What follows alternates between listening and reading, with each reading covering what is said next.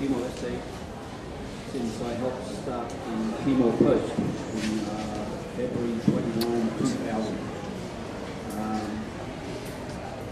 I've worked in many countries in London, Hong Kong, in Australia, Papua New Guinea for 3 years. I once took Garcia and nearly got arrested because he didn't have a passport. He had a UN identity document. And for the past 3 years, I have been working in Indonesia, teaching at Pajajaran University in Bandung. Since then, I have been working at the Institute for Peace and Democracy at Udayana University in Bali. I've had many meetings with journalists from other countries who Indonesia is now showing how they made the transition from 1998 under a military government to where Indonesia is now with democracy. Since I've been working in Bali, I've been lucky to attend the Bali Democracy Forum. Last year I heard Janana speak at the forum to the royal leaders. Met many journalists from other countries who came to the Bali Media Forum, which this year I hope we will see more Timorese represented at the forum, because Timor can be very proud of what you have achieved in 14 years.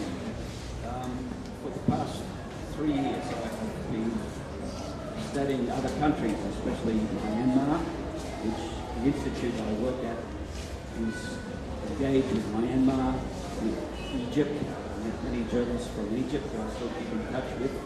And like all of you, I'm always on Facebook. Last night, I think I spoke to Jose about 9 hours ago on Facebook.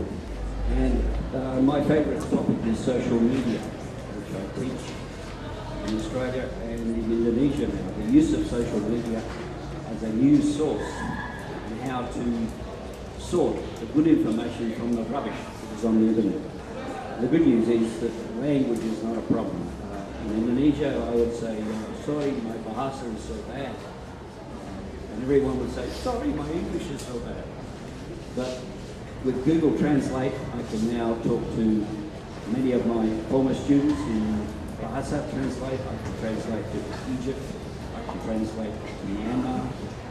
Very sad, Google doesn't have headphone translate.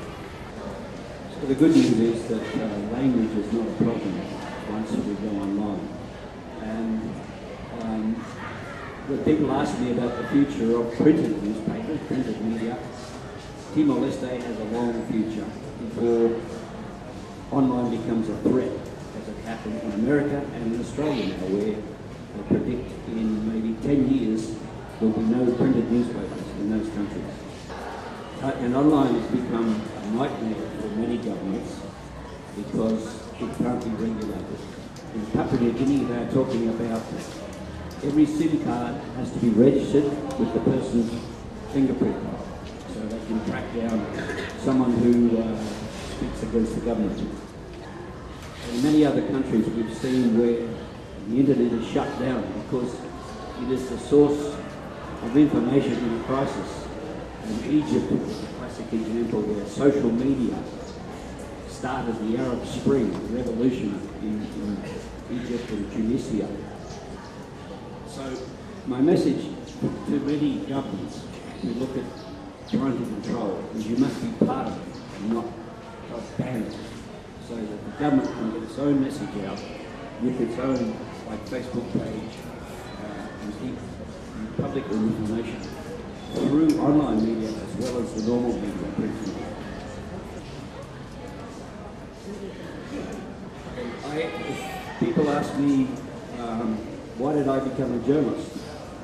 I was going to become an army helicopter pilot and got a job as a cadet reporter. And Jose Bella was right, you can't become very rich being a journalist, unless you write books maybe. And the rewards of being a journalist is seeing democracy up there, because nobody can run a democracy in any country without good media, without free media, honest media, and professional. And the one thing that I teach when I'm teaching journalism in any country where I've taught in Hong Kong, in Papua New Guinea, in Africa, Bahira ang manuri niya alun panabasyalis niya Papua New Guinea, Africa, and more recently Indonesia, is the need to be accurate, to check and check and check. And don't be afraid to ask questions. If a reporter says to me, "How do you spell Howarth?" I respect that reporter because I know they're being careful, rather than call me Howard, like John Howard, Prime Minister. And every story has two sides to a story. story ya kita pada segala. So make sure you always try to get the other side of the story. Story. It's called balance, and that is one of the most important things in journalism. And finally, I'd like to say how proud I am to be associated with Timor-Leste. In the World Press Freedom Index, Timor-Leste is rising as one of the freest countries in the world for media. And today, around the world, World Press Freedom Day, it's Timor-Leste gets a very honourable mention when Jose Bello has been named among the top 100 information heroes in the world. And today the whole world is reading Jose's profile. And to read the profiles of the other 100, which are incredible people, at www.rsf.org, Reporters Sans Frontiers. So I hope, my hope is that somebody in the audience here today will be on that list of the top 100 information heroes in the world.